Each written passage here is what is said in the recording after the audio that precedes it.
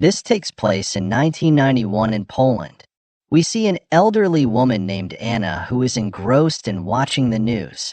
However, her dog is eager to go outside and bothers her until she opens the door for him.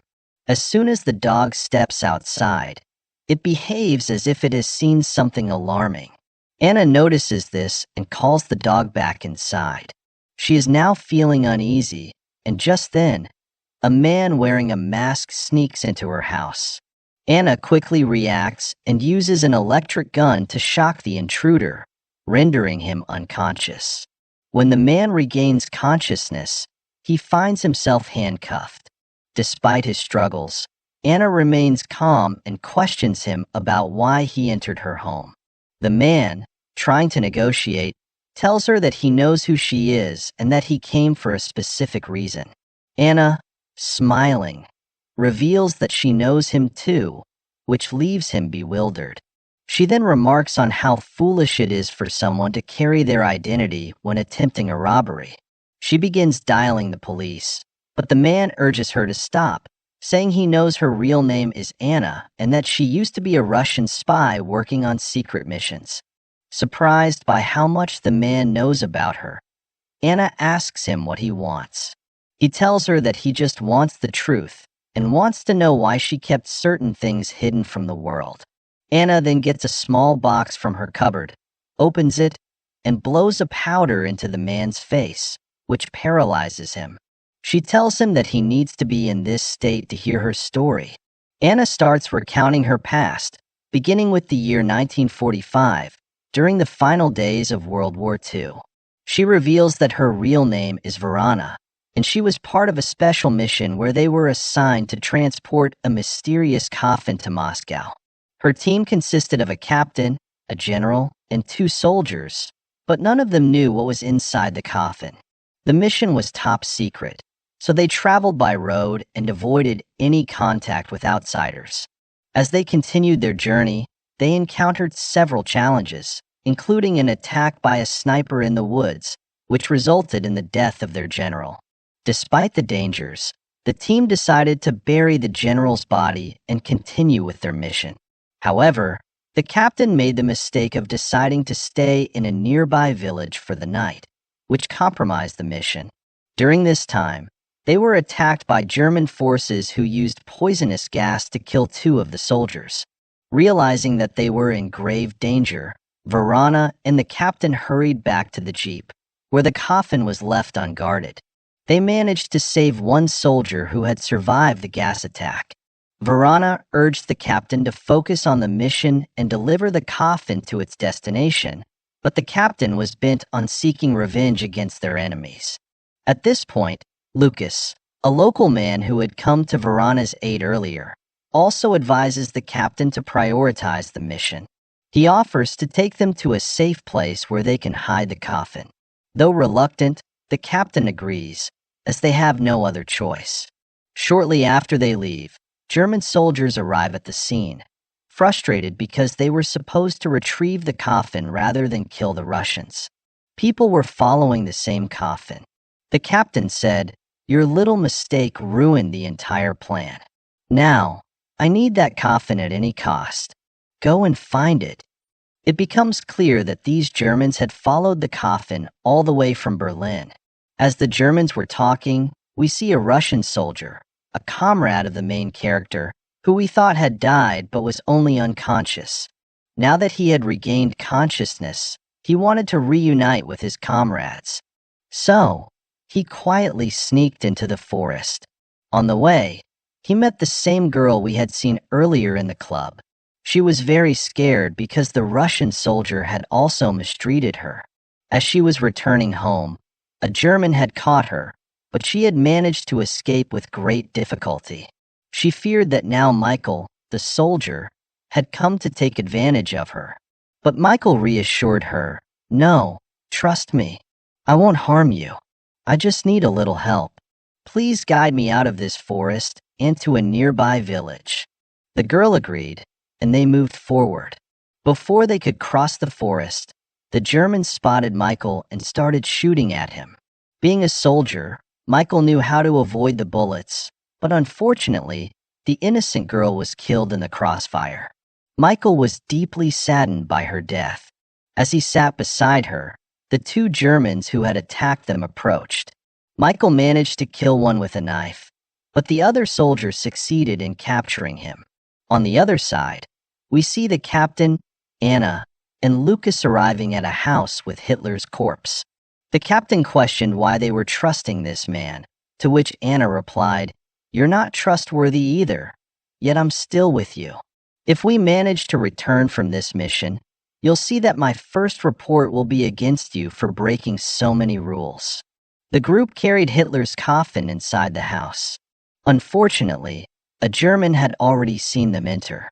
The house was owned by an elderly couple who, upon seeing the coffin, realized it contained a body and didn't want to keep it in their home. The captain tried to convince them that it wasn't a body, but to reassure them, they opened the coffin. To everyone's surprise, it contained Hitler's body, something Anna already knew but had kept secret. Because of Hitler, this war had occurred, and now the group wanted to show the world his body to prove how his ideology and he himself had been defeated. Seeing the body, Lucas became enraged and began hitting it, but Anna calmed him down, saying that the body was crucial evidence. Together, they hid the body in the backyard. Meanwhile, the Germans brought Michael to their location.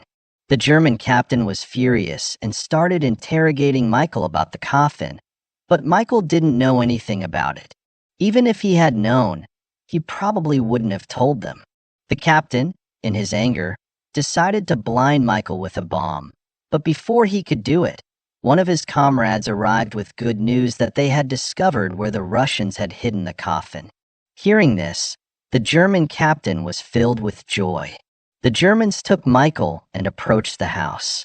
They captured Anna's comrade and demanded the coffin in exchange for his release.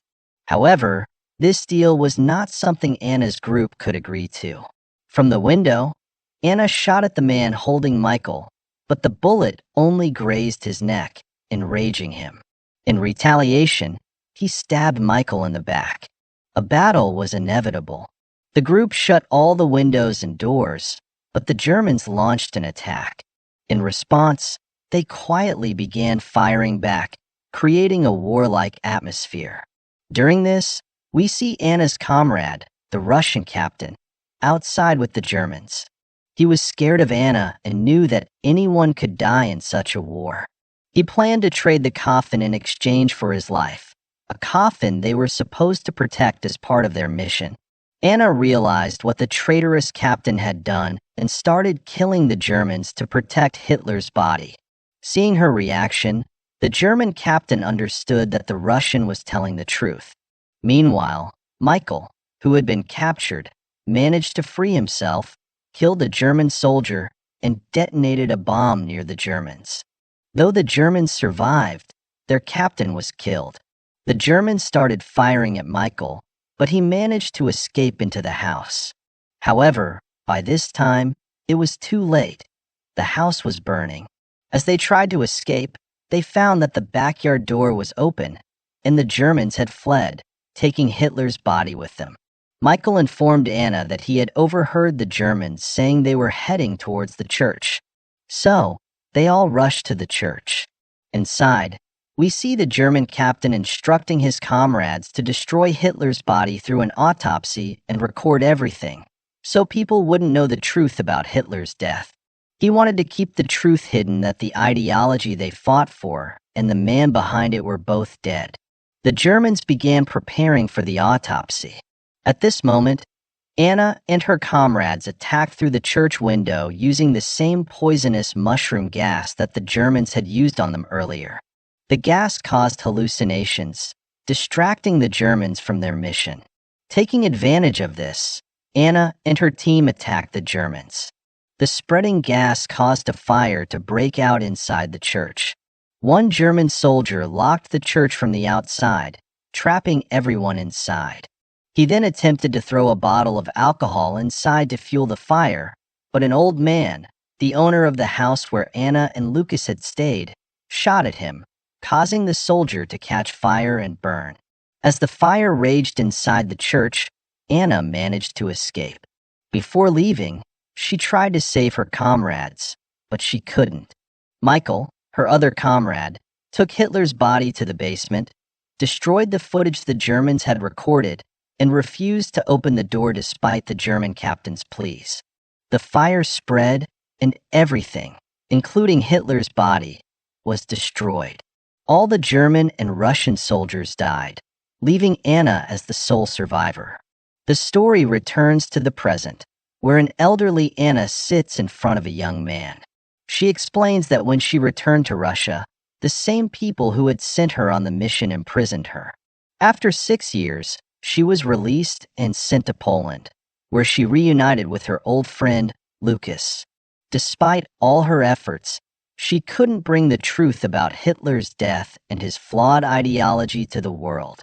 After finishing her story, Anna was sad. She mixed something into a glass and gave it to the young man. It was poison, which she felt was necessary for him to drink because he now knew her story. Before dying, Anna opened a box in front of the young man. Although it wasn't shown what was inside, it seemed to be Hitler's preserved head, which was likely the reason the young man had come. As he died, the story came to an end.